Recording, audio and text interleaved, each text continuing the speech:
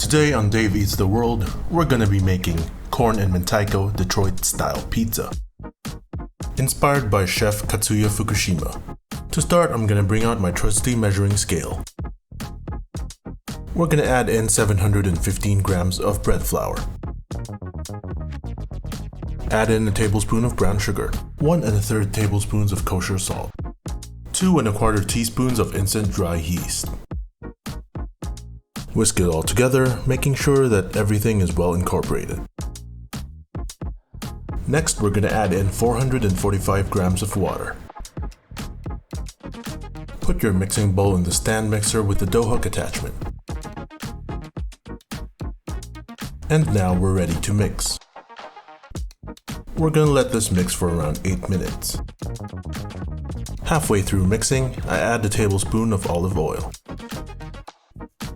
Continue mixing until the dough is nice and elastic.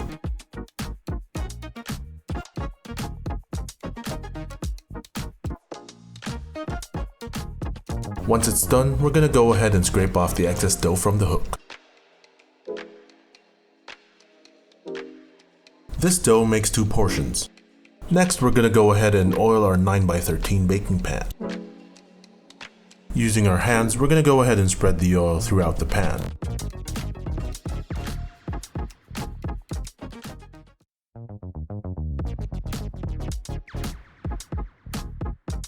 Off screen, I went ahead and divided the dough into 2 equal parts. Now I'm shaping the dough into a ball. We're going to go ahead and drizzle the top with some olive oil to keep the dough moist. Next, we cover the pan with cling film. Doing the same with the remaining half of the dough.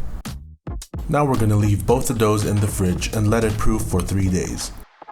After 3 days, we're going to go ahead and take the dough out of the fridge and let it rest for 30 minutes. Every 30 minutes, we're going to stretch the dough to the corners of the pan.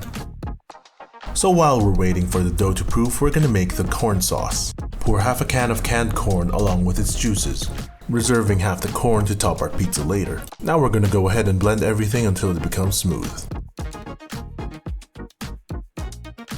Strain the blended corn on a sieve.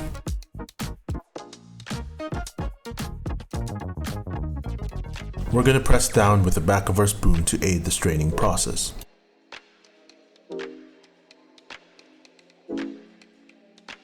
In the end, all the corny pulp is removed and all you're left with is this nice golden liquid. Put the pan on the stove, add a pinch of salt, and we're going to reduce this mixture until we get a nice saucy consistency. After 15 minutes, we're left with this beautiful, thick, creamy corn sauce. We're going to set it aside and let it cool while we prepare the rest of our toppings. In a traditional Detroit style pizza, we're usually using brick cheese. However, it's near impossible to get where I live, so we're going to settle with Monterey Jack. This is about half a pound of cheese. We're cutting it up into small cubes so we can distribute it evenly later.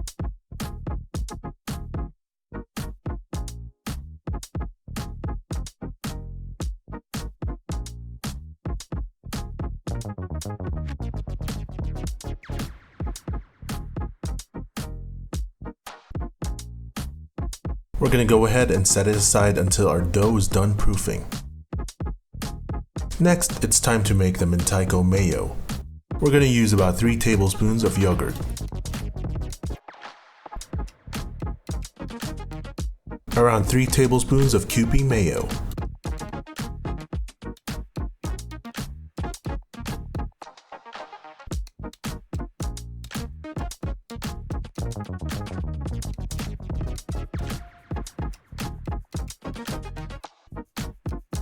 So Mentaiko is Pollock roe. It usually comes in these small sacks. We're going to go ahead and open the casing and put it in our mixture. Try and scrape everything out as these don't come cheap. Mix it all up until everything is well incorporated.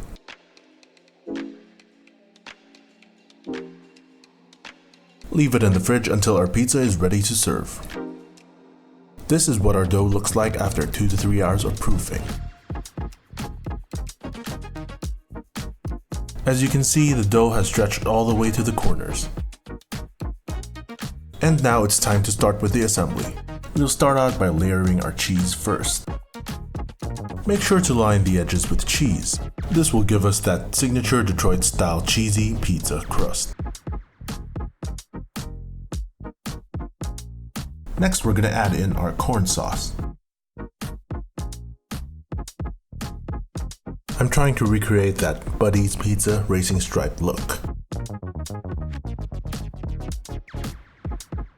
Now we're going to add the rest of the corn that we've reserved earlier, spreading it as even as we can on top of the dough. Next, preheat your oven to 450 degrees. We're going to put our pizza in and let it bake for 18 to 25 minutes.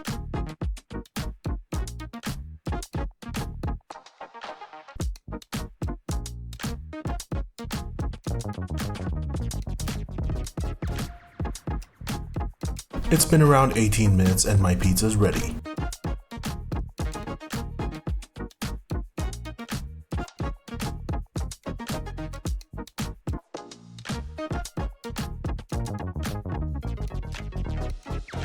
Just look at that cheesy, golden crust.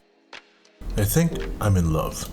But before I dive right in and burn the roof of my mouth, we're gonna let it rest for 5 minutes. Now I'm just gonna appreciate the view while we wait. After the pizza's rested, I'm gonna go ahead and put it on a wire rack. This is to prevent the pizza's bottom from getting soggy.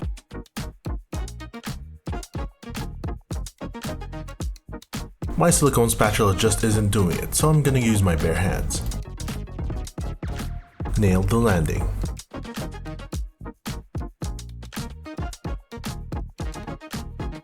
After around 3 more minutes, we're ready to chop. With a 9x13 pan, we can make 8 equal slices. This pizza can feed a family of 4 or a hungry family of 1.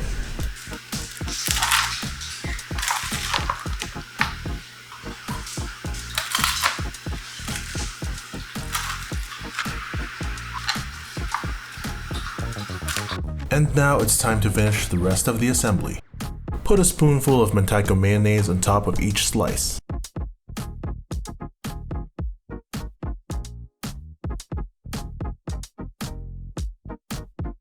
Then we're going to add in some chives that I've chopped off screen.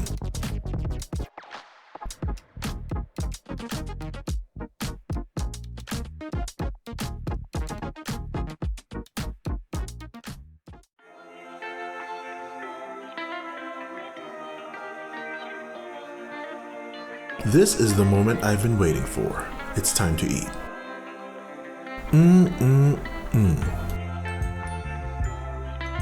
This pizza is a winner in my book. It's crunchy on the outside, soft and fluffy on the inside. It's salty, sweet, savory, and everything you didn't even know you wanted. Unfortunately, this is the only slice I have left to take photos with.